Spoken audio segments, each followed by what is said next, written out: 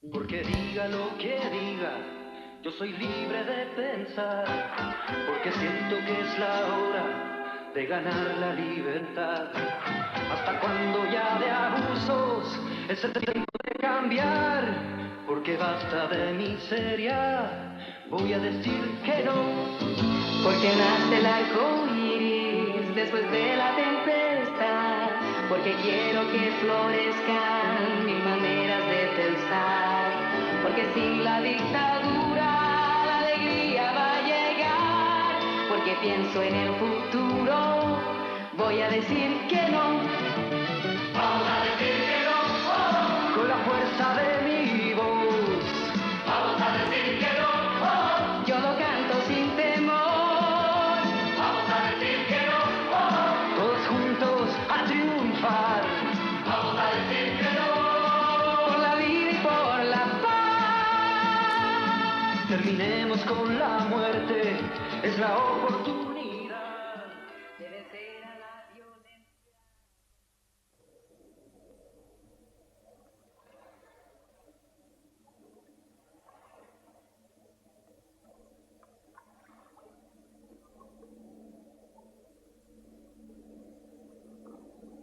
Return of Marco Polo er en af skibsfartens gamle damer. Ikke fordi hun i sine nu 82 leveår har krydset verdenshavene tynde. Hun har ligget for anker næsten hele tiden. En gammel dame er hun på grund af sin alder, selvfølgelig, og på grund af den måde, hvorpå hun er konstrueret og sejler. I 1893 besluttede Marineministeriet under den danske regering, at der skulle konstrueres en ny type fyrskibe, der skulle lede skibsfarten på vej gennem de snævre og lavvandede danske farvande. Konstruktionstegningerne blev lavet og blev den 19. september 1893 approberet af de højeste myndigheder, og konstruktionen af denne nye serie af fyrskibe gik i gang. Return of Marco Polo hed fyrskib nummer 19 og blev bygget i 1907 i Frederikshavn, en by i det nordlige Danmark. Det blev et solidt skib, bygget efter alle kunstens regler. Solidt egetømmer og dansk bøgetræ udgør køl og spanter. Skibet har dobbelt skrog, og hvert er lavet af 4 tommer tykke planker. Spanterne, det er hvad man kunne kalde skibets ribben, sidder tæt. Der er mellem 2 og 5 tommer mellem hver spante. Alt andet ombord er også lavet solidt og grundigt, og vi har tegninger over det hele. Da skibstømmerne for over 80 år siden havde gjort deres arbejde færdigt, kunne de være stolte af dette gode skib.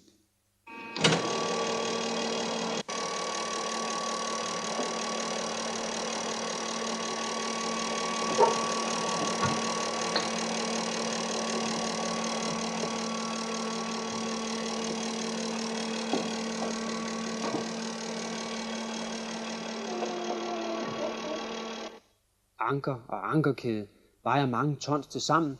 Begge dele stammer fra fyrskibets tid og er lavet solidt, fordi fyrskibet jo ligger ankret op midt ude i havet hele året rundt.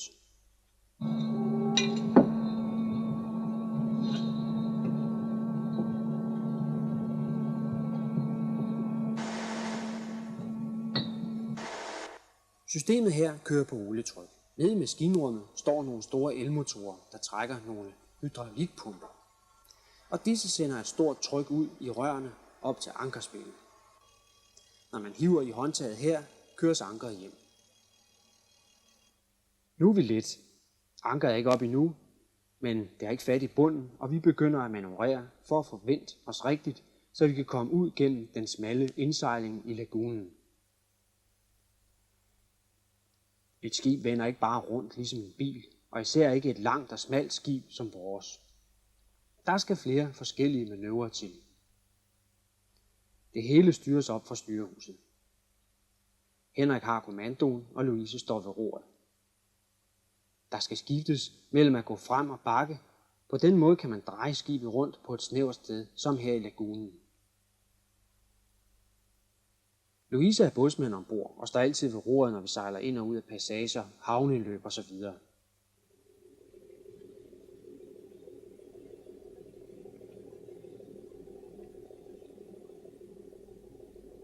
Vi er på vej ud af Gambier-lagunen. Se, der har vi revet med kun en halv meter vand lige på den anden side af skibet. Return of Marco Polo skal tilbagelægge 1000 sømil, eller næsten 2000 kilometer, i løbet af de næste 6 døgn. Om kort tid er vi ude i det åbne hav, hvor skibet er allerede begyndt at hæve sig op og ned i dønningerne.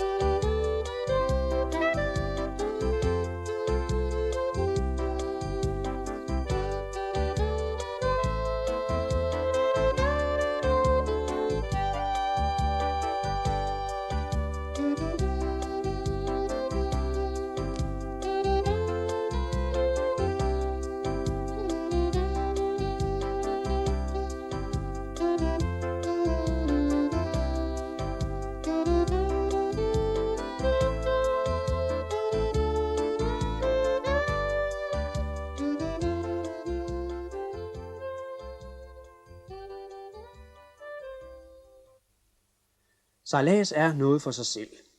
Bølge efter bølge, dønning efter dønning, kommer imod os eller overhaler os agten fra eller kommer ind fra siden. Fjerne storme mod syd sender disse dønninger på vandring tværs over det store ocean. Selv vort forholdsvis store skib forsvinder næsten bag de store vandbjerge og hæves konstant op og ned. Nogen spørger os, jamen er det ikke kedeligt sådan at sejle på den måde, at det ikke bare er det samme og det samme hele tiden? Men nej, sådan er det ikke.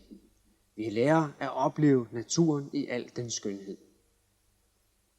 Himlen skifter ustandselig karakter. Der er ikke en sky at se. Så lidt totter hister her samler sig sammen. Eller store cumulusskyer tårner sig op. Vinden fører skyer i højere og lavere lag i helt forskellige retninger. Der er lammeskyer. Der er skyer med regn i, og der er smugtvejrsskyer. Solen farver skyerne og havet. Det bliver sort, krystalblåt, violet, gult.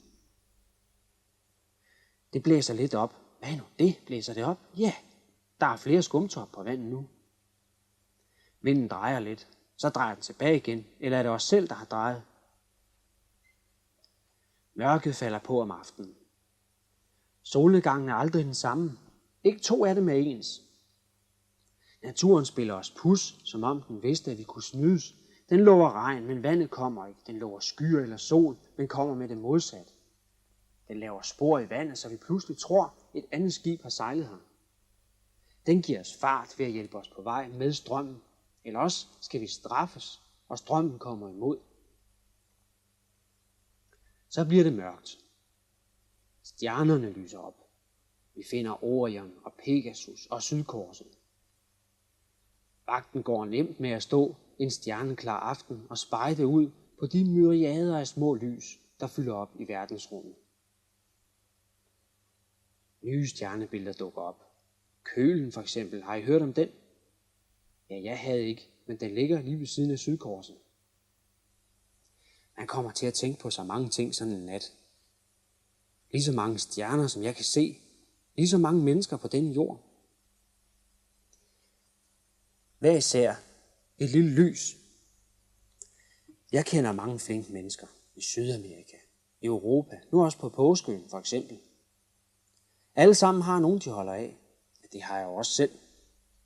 Det er sgu en dejlig planet, vi lever på. Bare synd, de ikke har det alle lige godt. Tænk, hvis alle kunne stå om natten sådan her, i dybeste fred med sig selv og sine omgivelser. Bare roligt stå og kigge i bulder mørke, ud på stjernernes utallige lys. Jeg tror, alle mennesker i verden drømmer om at se på stjernerne. Se stregen af et stjerneskud flyve ud i et med himlen og havet. Uretfærdigt er det, at ikke alle kan. Vanvittigt, at vi stadig her på jorden har problemer med mad til alle, husly, medicin, mad. Uretfærdigt er det. Vagten er gået. Afløseren skal purs. Godmorgen. Nej, der har ikke været noget. Ingen skibe. Langt til land. Men en dejlig aften. Og næste morgen, når man står op, kredser de havfugle stadig om skibet i uafbrudte cirkler. Rører de vandet? Hvad lever de af? Sover de aldrig? Hvor bor de? Hvor er de roet ud? Hvordan finder de land? Jamen bliver de da aldrig trætte? Sådan går dagen og natten ombord. Kedeligt? Nej, slet ikke. Hvad, Louise, har vi husket at suge ankerkæden? Ja, Jakob han har suget den. Nå, godt. Jeg kommer til at tænke på en ankerkæde med en lidt anden dimension, som jeg engang var med til at sejle med som last på en coaster, dengang jeg var matros i den danske handelsflåde. Det var ankerkæde af en vis størrelse. Det var 2 på 160 ton stykket. Og det vil sige, det var nogle kædeled på den her størrelse. Så tyk her. Og de vejer cirka 50 kilo stykket. Så de lå der klar, da vi kom op der, hvor vi var udlåst. Der lå de klar på 20 jernbanevogne. Så tog vi afsted 5 timer ud gennem Stockholmske skærgård der. Og ned syd om Sverige og videre op forbi Øresund, forbi København, og så op til Sandefjord, som er en fjord, der ligger oppe i nærheden af Oslo. Op til byen Sandefjord, hvor de bygger skibe og olieboreplatformer og sådan noget. Og så kom vi derop, der var boreplatformen. Den flød 150 meter høj, var den. Og på toppen af den, der var der en kran, der skulle laste den der kæde. Og så skulle vi ligge på siden af en stor pram, der var mellem boreplatformen og os. Den pram, den var lige så stor som en hel fodboldbane. Og så den der kran, der skulle laste kæderne op, ikke? Den kunne løfte 900 tons. Den kunne have taget helt skivet med ladning og sat op på prammen, men det gjorde den nu ikke. Den nøjes med kæden, men den tog op sådan et stykke op, sådan måske 60 meter ad gangen, og så lagde den op på prammen. Så lige pludselig, så, mens vi sad og spiste brokker, så lød der en ordentlig raballer og brag ude på dækket. Og vi kiggede lige ud, hvad der sker. Så kunne vi bare se en stor støvsky og gnister og masse larm. Og folk, der rendte rundt for vilde ude på prammen der. Så vi skyndte os ud og op på prammen der.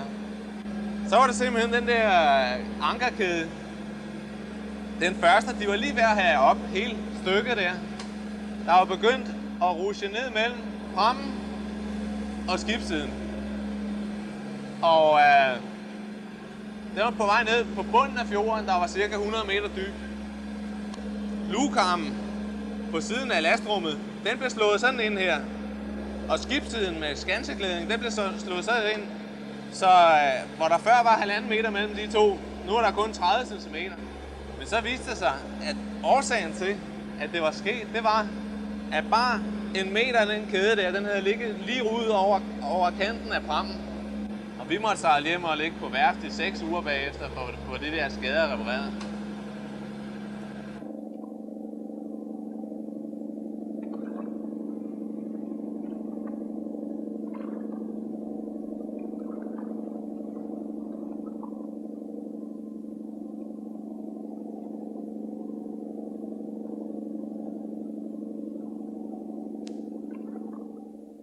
Så får vi land i sigte.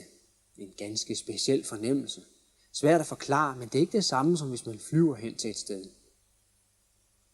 Øens profil dukker op i horisonten først. Som regel gemt i en støvedis. Først er der ingenting. Og så pludselig med et brag, bang, så er øen der lige ret forude.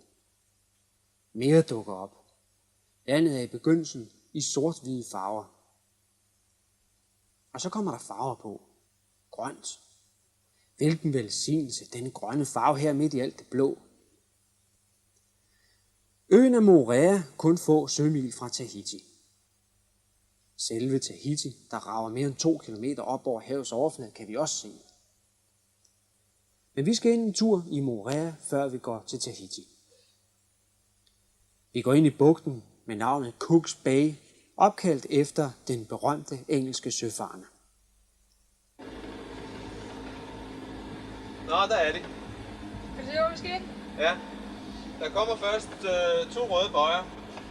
Du kan se her. Vi skal først have 2 røde bøjer på vores bagbords side, ikke? Og så kommer der lige over for den sidste, der kommer en grøn, vi skal have på styrbord. Og så skal vi ind 152 grader. Lige ind mod et tårn, der skulle stå inde på land. Men altså, der skulle være rigeligt vand og 34 meter og 26 meter, der er ikke noget problem. Og det der er blå. Det er kun 2 meter, og det der, det er revet. Men det vil sige, at jeg skal nok sige, hvad der skal ske, ikke? Men hvad siger du? Det er 37 meter. 37 meter? Nå, det er godt. Men det er nogenlunde plan nu, før der gik den skråt op. Og man kan se revet lige derinde bagved mig. Ja. Det er helt fladt.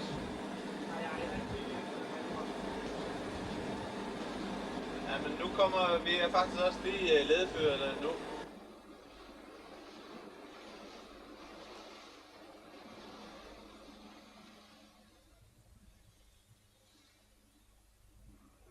Kenneth, kan du ikke sætte det franske gæsteflag op, plus det gule flag? Jo.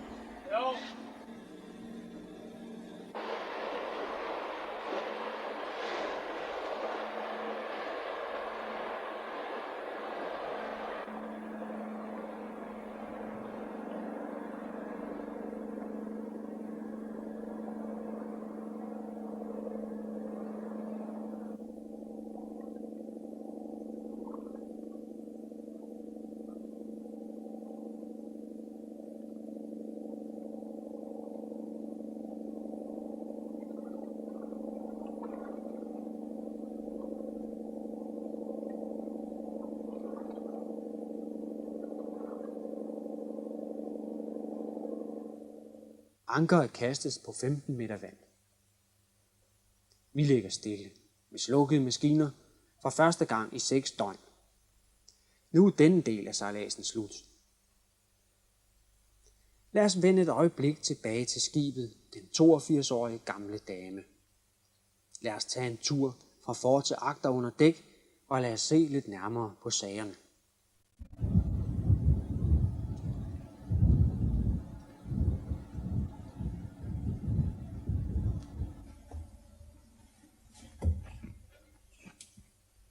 Ja, så er vi kommet ned i forpiggen. Det er det allerforreste rum på hele skibet. Herude der er stævnen, og heroppe der kommer ankerkæden udefra og går op her og op til ankerspillet, som er lige ovenover os heroppe. Forpigget det er det sted, hvor man har alle de ting, altså nærmest bliver brugt som lager og værksted på en gang. Her har man alle de ting, som bliver brugt, når man arbejder på dækket. Her har vi fx vores værktøj. Herover der er vores tov og slanger til ferskvand. Og her bagved mig, der er store træplader her. Og så har vi nogle ting til speedbåden. Her der er alt vores træ, som vi også bruger til små reparationer og forskellige.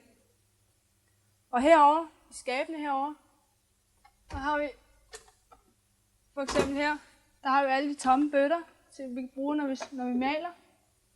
Og her der har vi vores skruer og søm til træ. Og her der er for eksempel vores sandpapir. Og hernede der har vi al vores spartelmasse. Og på den nederste hylde hernede, der er vores fortønder. .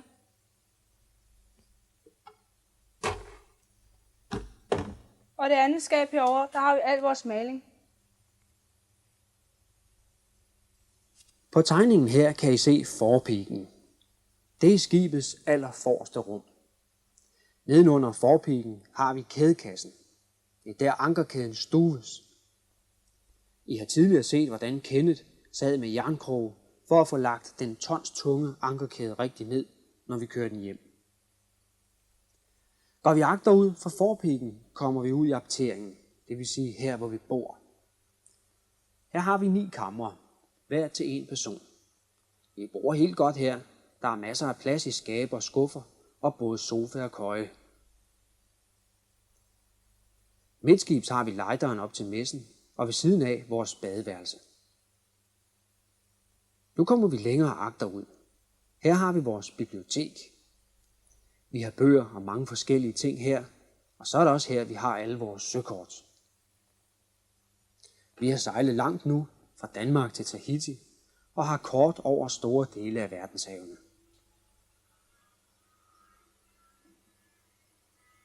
Her har vi Henriks kontor.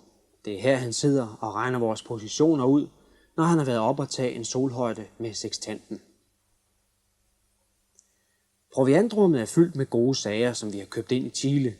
Selvom det er lang tid siden, har vi stadigvæk en del tilbage. Lige før maskinrummet har vi skibets radiostation. Og vejrkortmodtageren her modtager vi meteorologiske kort via telefax. Vi har vores Lorentz C-navigator og vores satellitnavigator her, og så kan vi også bruge vores radio og vores telex. Radioen fungerer som telefon og som telexmaskine på én gang.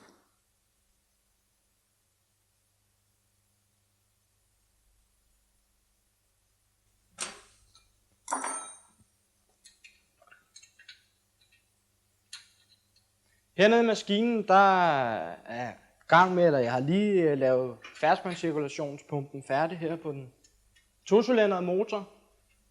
Det er den mindste, vi har. Den trækker en generator, det er den her, som så leverer strøm til skibet. Det er strøm, som vi bruger i den dagligdagen. Herover der har vi en tilsvarende motor. Det er en 3-cylindret motor, og den trækker så også en større generator. Og her der har vi så eltavlen. Her der styrer man den 3-cylindrede hjælpemaskine. Her der opstarter hovedmotoren. Her der styrer man så den 2-cylindrede motor. Her der kan man styre volten, hvor mange volt. Den skal være 218 eller 220. Her der er forbruget på strøm, man kan aflæse, hvor meget strøm man bruger. Og her der kan man se, hvor meget strøm der er på startbatterierne.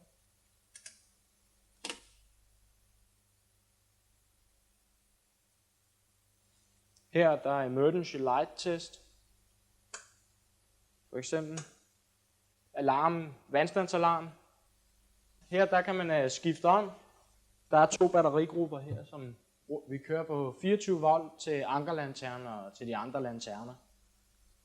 Nu kan vi se, skifte om op på voltmeter. Det er ikke det store udsving, der er forskel på dem. De ligger også næsten altid lige ens, de 2 voltmeter.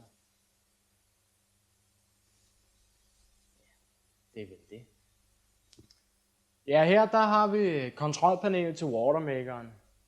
Her der er hanepanel til watermakeren til at styre watermakeren. Watermakeren, det er den, der laver saltvand fra havet om til ferskvand til at drikke ombord på skibet.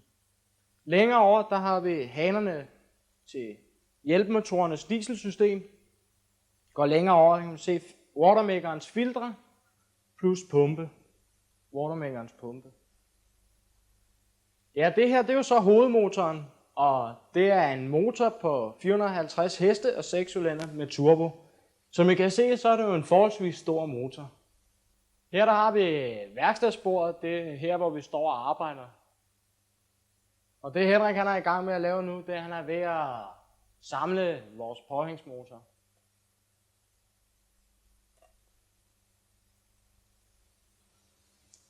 Det går jo godt. Det går fint. Snart op ad den starten. Ja, Vi har samlet den først. mangler ikke meget. På tegningen kan I se, at der ligger mere bag maskinrummet. Her er 2 kammer til, og alleragterst ligger agterpigen. Ja, det her, det er agterpigen, og det er det agterste rum på skibet. Det bliver brugt som lagerrum for maskinen. Og her der har vi elværktøj og reservedele til maskinerne og andre elinstallationer. Fedt og olie, og vi har filter til maskinerne og batterivand og DCA-væske til kølesystemerne på motoren. Udover det så har vi forlængerledninger og lamper herude. Vi bliver ikke længe ved Moorea. Nu er det tiden at komme til Tahiti. Ankeret skal op igen, maskinerne kører, og afsted går det ud gennem Cooks Bay. Moorea er af vulkansk oprindelse. Øen har været meget større og højere, men i løbet af millioner af år har erosionen fjernet store mængder materiale fra øen, skyllet det i havet simpelthen. Bugten her er dyb og fortsætter ind i øen som en dyb dal mellem de høje bjergsider. Vi sejler nu mod Tahiti, den største ø i hele Polynesien.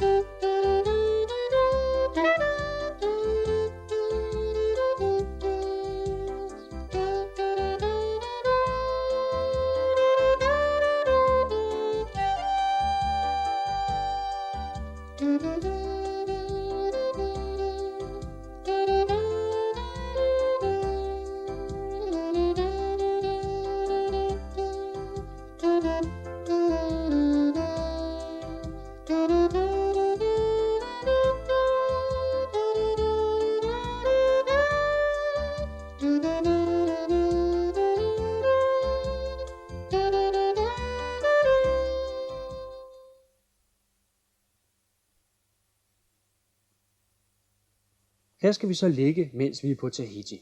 Efter den lange tur fra Chile har vi forskellige opgaver med vedligeholdelsen ombord, som trænger til at blive udført. Lad os se at komme i gang.